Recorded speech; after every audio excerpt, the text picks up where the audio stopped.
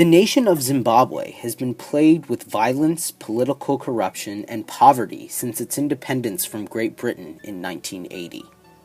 Zimbabwe is a country in southeastern Africa with a population of about 14 million, and it is roughly the size of Germany. British colonialist Cecil Rhodes originally claimed the area that is now Zimbabwe for British rule in the 1880s based on reports of rich goldfields, but was then transitioned into a predominantly agricultural economy due to its fertile lands. Since then, the country gained full independence after a 15-year civil war starting in 1965 and has slowly spiraled into one of the world's poorest countries with very little agricultural output. During the time of British colonialism, white farmers would have had access to the most fertile lands, leaving native Zimbabweans with little to no farmland. However, after independence, dictator Robert Mugabe enacted policies in which he would forcibly evict white farmers from their farms and give the land to native Zimbabweans and his political allies.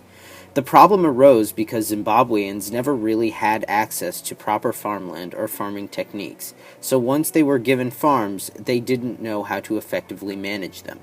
Meanwhile, evicted white farmers were not able to work on farms again and did not have the means to start new ones due to those policies. Through the Zimbabwe Agricultural Launch Proposal, we aim to 1. Fund the creation of an agricultural education system in southwest Zimbabwe with the Grameen Bank and Zero Hunger tenets in mind. 2. Make available the necessary tools and technology for efficient cultivation of produce. And 3. Build a transportation system that allows easy transit of citizens from overpopulated cities to farms and jobs. In doing so, we plan to establish Zimbabwe as one of the leading agricultural producers in Africa. We will use the help of ZADT, the Zimbabwe Agricultural Development Trust, through their agro-dealer program. This program allows community-based retailers to supply fertilizers, seeds, and tools to smallholder farms. The farmers can either purchase the supplies or sell their produce through the agro-dealers, allowing both the farmer and the agro-dealer to profit. Also, ZADT's Create Fund helps contribute to the recovery and improvement of small-scale farming in Zimbabwe by providing small-scale farmers with credit. Some of the supplies that will be utilized are fertilizers, irrigation pipes, seeds, and hand plows.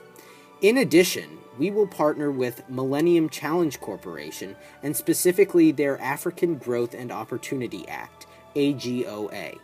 The AGOA is willing to provide a grant up to $50 million to focus on trade capacities and allow Zimbabwe free access to the U.S. market.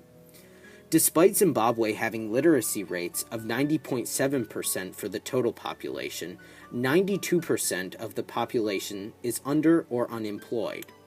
We will purchase buses and gas with our funds and AGOA grants to provide transportation from major cities to the agricultural educational facilities in southwest Zimbabwe.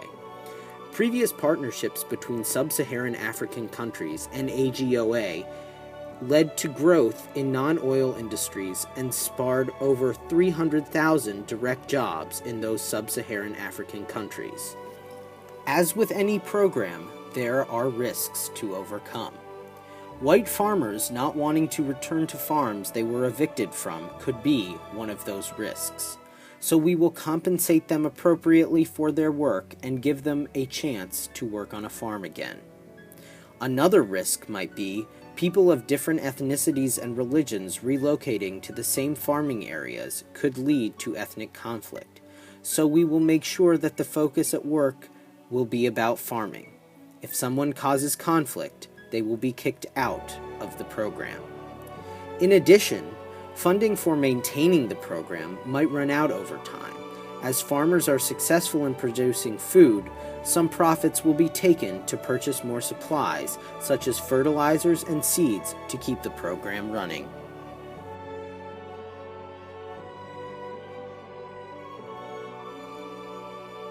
Of our billion-dollar budget, we have allocated it into 5 categories. $100 million for transportation such as cars and gas, $200 million for supplies such as tractors and plows, $100 million for payments to white farmers, $100 million for payments to outside volunteers and workers, and $500 million for school buildings and housing units for workers during training. Through the implementation of this program, we believe that the situation and lives of the people in Zimbabwe will improve greatly over time.